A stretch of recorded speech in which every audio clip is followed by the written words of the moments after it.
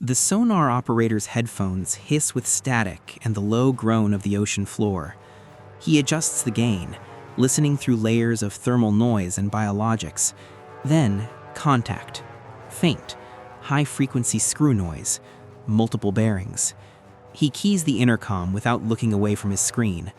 Con, sonar, multiple surface contacts, bearing 045 through 090, range approximately 12,000 yards, designating Sierra 1 through Sierra 6.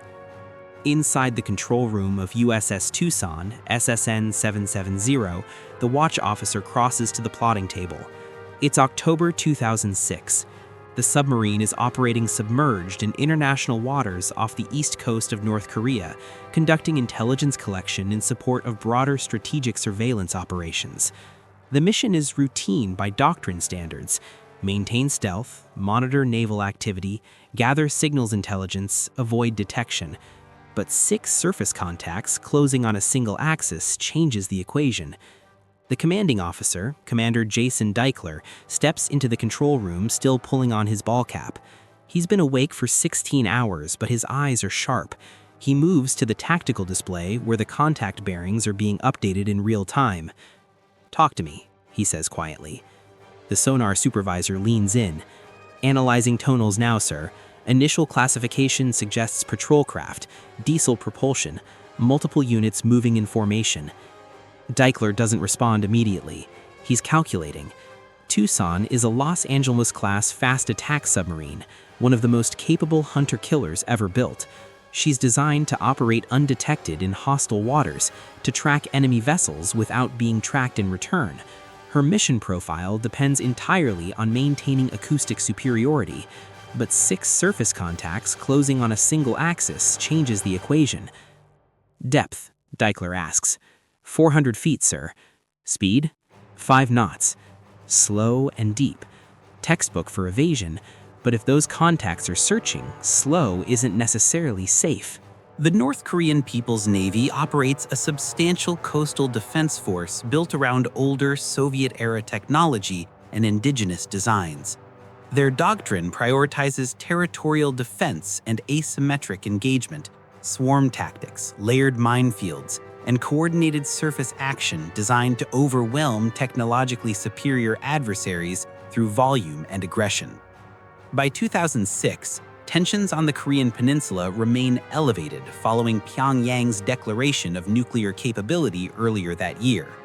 U.S. naval intelligence operations in the region have intensified accordingly.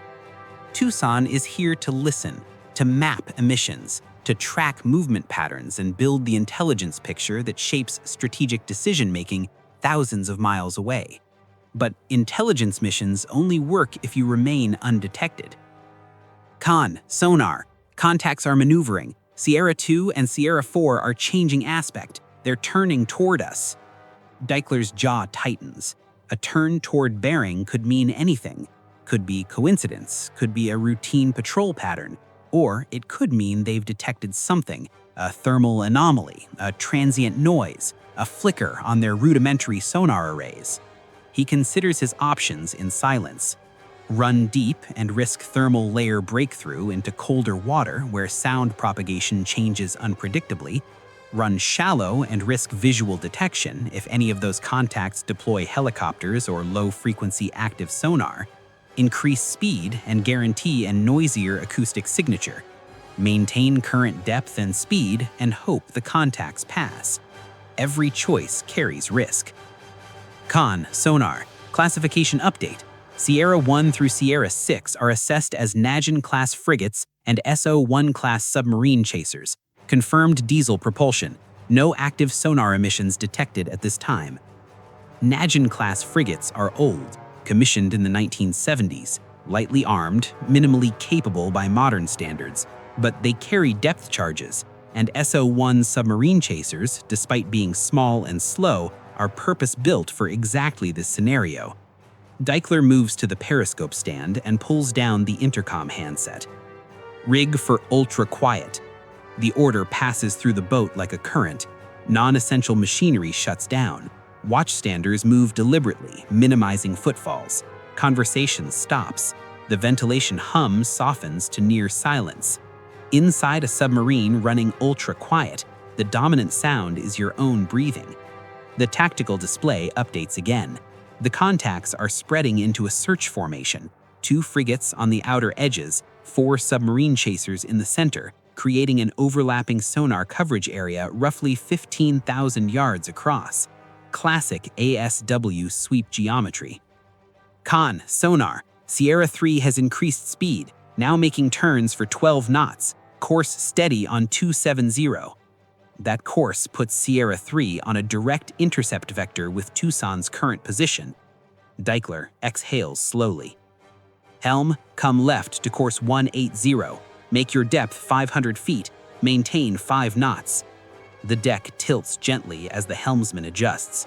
The submarine begins a slow, deliberate turn away from the approaching contacts, descending deeper into colder water where sound channels behave differently and detection becomes marginally harder. But the maneuver isn't passive retreat, it's repositioning. Deichler is putting distance between his boat and the searchers while maintaining enough situational awareness to track their movements. He's buying time to assess whether this is a deliberate hunt or coincidental overlap. Minutes pass in near total silence. Then, Con, sonar. Active sonar transmission, bearing 085, assessed as high-frequency hull-mounted array. Sierra 2 is pinging. Active sonar is a declaration. It means they're not just passively listening anymore. They're illuminating the water with pulses, waiting for echoes to bounce back from submerged objects. But each pulse gives Deichler information too. The frequency, the pulse length, the bearing. He can triangulate their position more precisely than they can triangulate his. Sonar, Con. Assess probability of detection. The sonar supervisor studies his display.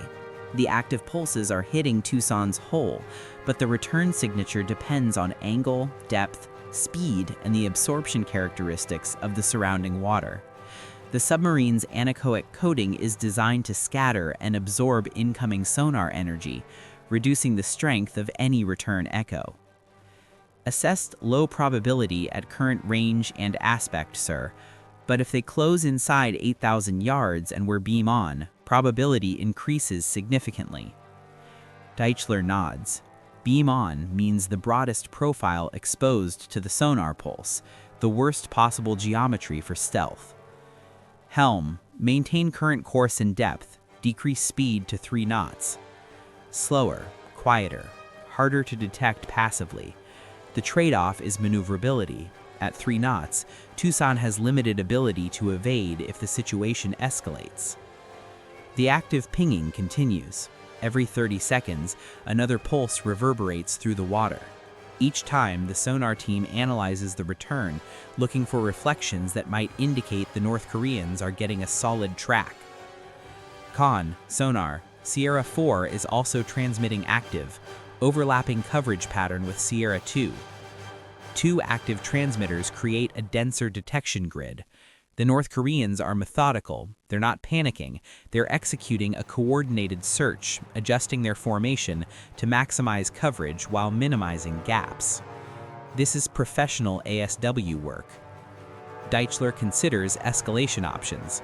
He could go deep, push Tucson down to near test depth, beyond the effective range of most hull-mounted active sonars. But that limits his ability to monitor surface activity and increases the risk of thermal layer complications. He could increase speed and run. Tucson is faster than any of those contacts, and in open water she could simply outpace the search. But running generates noise, and noise invites pursuit. Or he can remain patient, trust his crew, trust his boat. Officer of the deck, maintain ultra-quiet.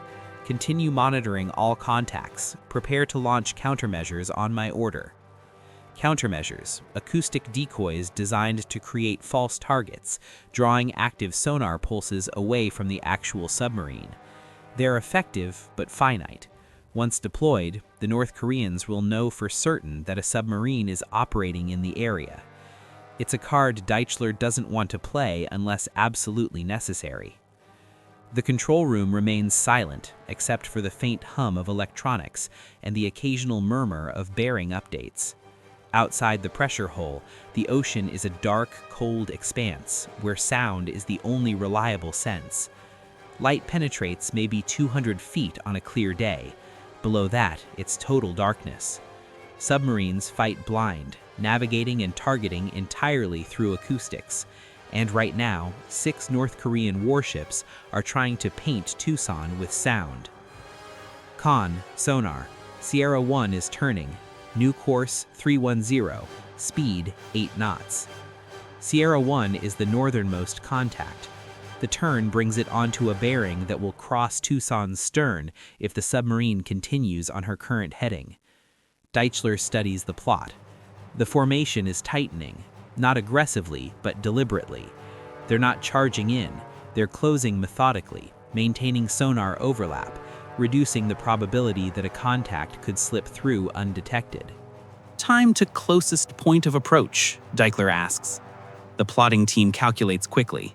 14 minutes, sir. CPA approximately 6,000 yards if we maintain current course and speed. 6,000 yards. Close enough that acoustic conditions could suddenly matter. A fortunate thermal layer, a chance reflection, an unexpected noise transient, any of those could give the North Koreans a fleeting detection opportunity. Deichler makes his decision. Helm, come right to course 220. Make your depth 600 feet. Maintain 3 knots. The submarine turns again, descending deeper, angling away from the projected intercept. The maneuver is subtle, designed to avoid creating a detectable speed increase or dramatic course change that might register on passive sonar. The active pinging continues. It's louder now, closer. Each pulse reverberates through the hull like a distant drum. Then, silence. The pinging stops. Inside the control room, every watchstander freezes. Sonar, Con, why did they stop pinging? Unknown, sir. No active transmissions detected for 30 seconds. Deichler's mind races. There are 2 reasons to stop active sonar. First, you've lost contact and you're transitioning back to passive search to avoid advertising your own position. Second, you've gained contact and you're moving to prosecute. Sonar, Con, any changes in contact bearing or speed? Negative, sir. All contacts maintaining previous course and speed. No changes detected. That's the best news Deichler could hope for. If they detected Tucson, they'd be maneuvering aggressively, turning toward the contact, increasing speed, coordinating an attack run. Instead, they're holding steady, which means the search is continuing, but the active sonar phase has ended, at least temporarily. Officer of the deck, maintain current course and depth. Continue monitoring. For the next 20 minutes, Tucson ghosts through the deep water while the North Korean formation continues its sweep. The contacts move in coordinated arcs, maintaining overlapping coverage zones, adjusting their geometry to account for drift and current.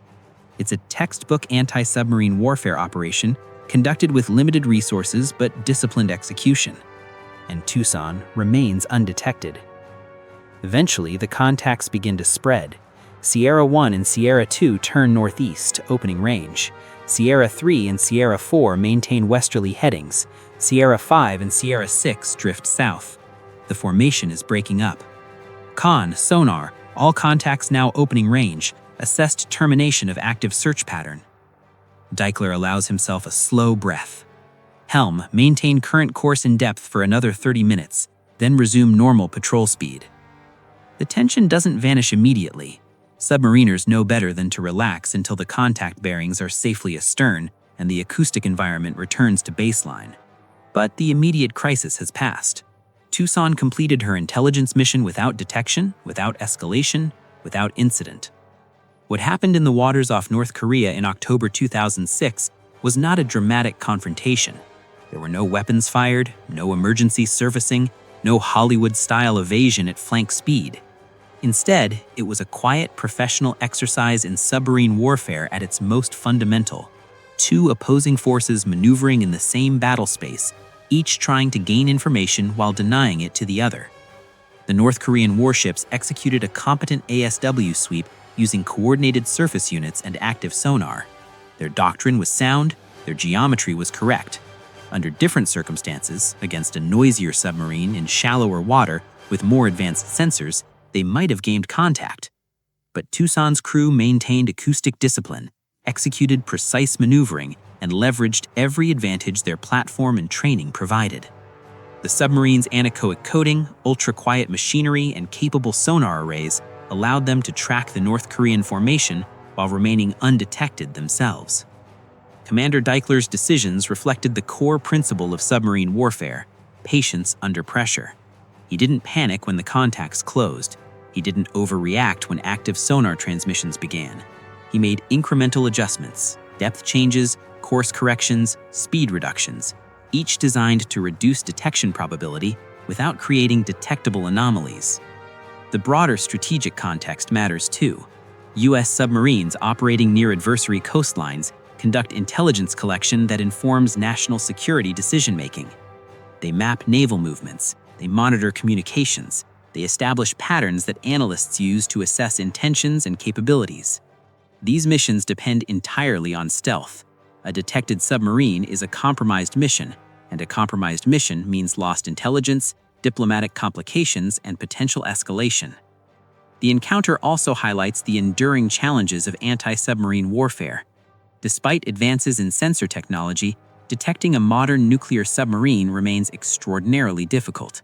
Sonar performance depends on water temperature, salinity, depth, currents, ambient noise, and dozens of other variables. Even with multiple surface units conducting coordinated searches, the ocean is vast, and sound behaves unpredictably. For the North Korean Navy, the outcome was likely frustrating. They deployed 6 warships, conducted an active search, and returned to port without confirmation of contact. They might have suspected a submarine was operating in the area. Why else conduct such an intensive sweep? But suspicion without confirmation is operationally meaningless. For Tucson, the mission continued. The intelligence collected that day contributed to assessments that shaped policy discussions, military planning, and strategic deterrence calculations in Washington and allied capitals. The crew returned to port weeks later. No medals were awarded for that particular patrol. No press releases announced their success. Submarine operations remain classified for decades, and the sailors who execute them understand that recognition comes quietly, if at all. But inside the silent service, among the submariners who understand what it means to operate undetected in hostile waters while adversary warships search overhead, the encounter stands as a reminder of what professionalism, training, and discipline can achieve. 6 warships, 1 submarine, and the submarine slipped away. That's not luck. That's not Hollywood. That's the U.S. Navy submarine force doing exactly what it was built to do.